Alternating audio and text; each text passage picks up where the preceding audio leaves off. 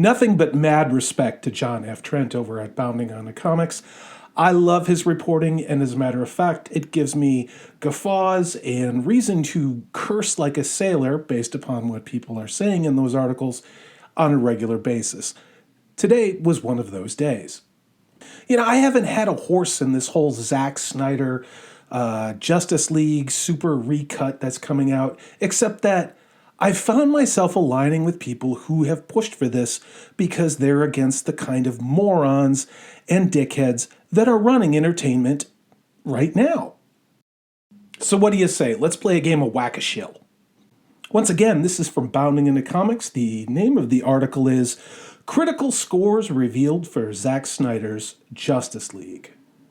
Critic reviews for Zack Snyder's Justice League have dropped, most notably on Rotten Tomatoes, which we all know is probably the cleanest, tightest ship and free from any influence or sway by the big entertainment corporation. So obviously, we're going to start with that squeaky clean Snow White website, which would never, ever pander to large corporate entertainment.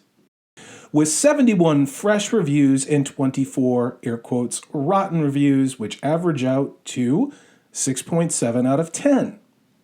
So the way I look at Rotten Tomatoes is like reading the National Enquirer. You don't actually read the National Enquirer like a newspaper to gain, say, real news. You read it to read about things that are made up and make-believe. So that's how I look at the Hollywood Reporter sometimes, but that is always how I look at Rotten Tomatoes. Speaking of the Hollywood Reporter, John DeFore gave a review and he said, quote, "Even a good superhero flick, and this definitely isn't, shouldn't be this long," unquote. Good old Scott Mendelson at Forbes gives the film Scott Mendelson gives the film a 6 out of 10. He writes, quote, "The film is dragged out and redundant to a comical degree, but the much improved action finale and the emphasis on Ray Fisher's cyborg make it worth seeing and worth the fuss," unquote. I remember reading Cyborg back in the 80s and 90s. It was a great character. I'm just not the world's biggest fan of all the drama that's occurred with, Mr. Fisher. Philip D. Selmien, and my apologies if I've butchered your name, at Time Out gives the movie a 2 out of 5. He writes, quote, "It's all a bit of hashtag release the deleted scenes," unquote. Boy, Phil, was that a swipe at the release the Snyder Cut fans? No. Okay. Richard Lawson. Do you know how hard I tried not to say Richard Dawson, from Family Feud? Richard Lawson at Vanity Fair gives the film a fresh score and writes, quote, "While there's going to be much debate, both leading up to and after the release of Zack Snyder's Justice League, no one can deny the chasm in quality between Snyder and Joss Whedon's vision," unquote. I'm definitely encouraged by that. And I say that as someone who considers themselves a neutral party. I would like Zack Snyder to succeed, and most of all, I would like the fans' voices to be heard. Kristen Acuna at The Insider gives the movie a B+. She writes, quote, "This movie was willed to life by the fans and made for fans who will leave this film largely satisfied and hungry for more. More than 3 years later, justice is served," unquote. Hannah Woodhead at Little White Lives gives the film a 2 out of 5. She writes, quote, "Snyder's Justice League is overlong, miserable, and signifies nothing other than the potential of fandom to influence top-level creative decision-making," unquote. I'm not exactly sure what the hell you're bitter about there, other than the fact that your opinion as an entertainment journalist might be threatened. Someone explain to me what the hell the problem is with this. If the fans are happy and the studios get money and there's a product people want, how the hell is this a problem? Oh yeah, Gina Carano, Walt Disney. I still don't get it, Lucasfilm. What the hell is your problem? Hey Zach, you need Gina. We move on to Karen Hahn at Slate. She gives the film a fresh review.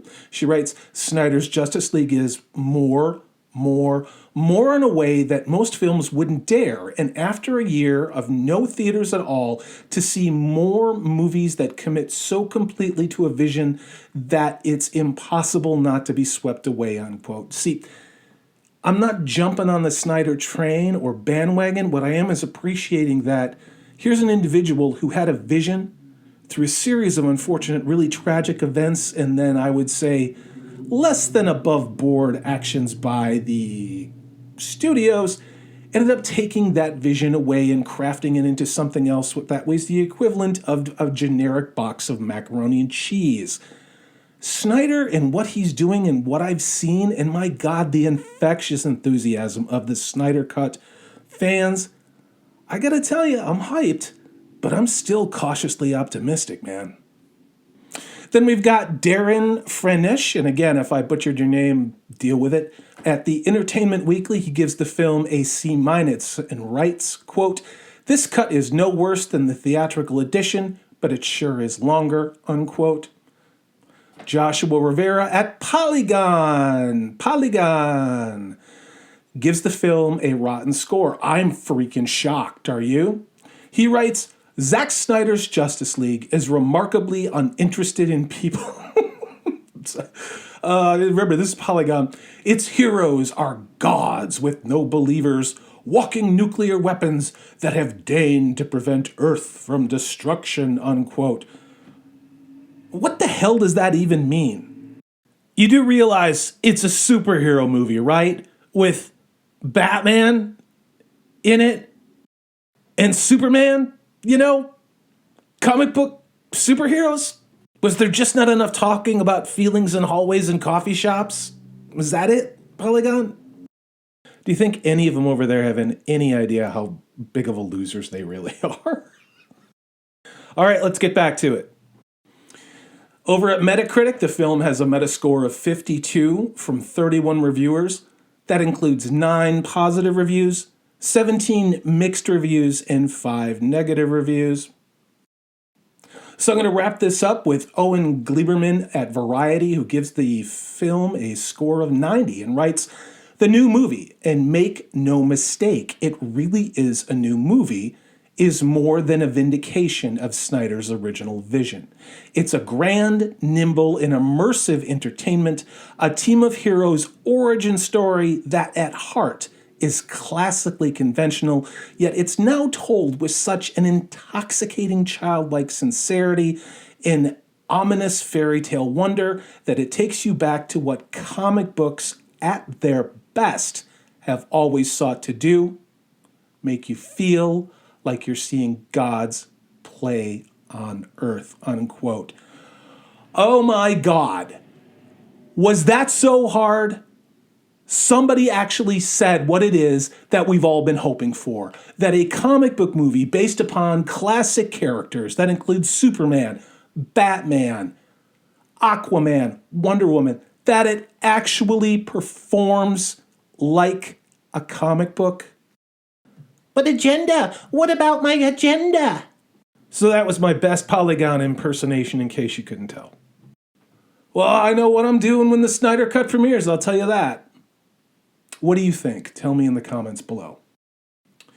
I'm getting stoked about this. I'm not going to lie. I'm not hopping on the love train yet for Zack Snyder 100% in. I'm not buying any rings, and we're not picking out China patterns, but I got to tell you what, I'm ready to go on a date, and that date is with this movie.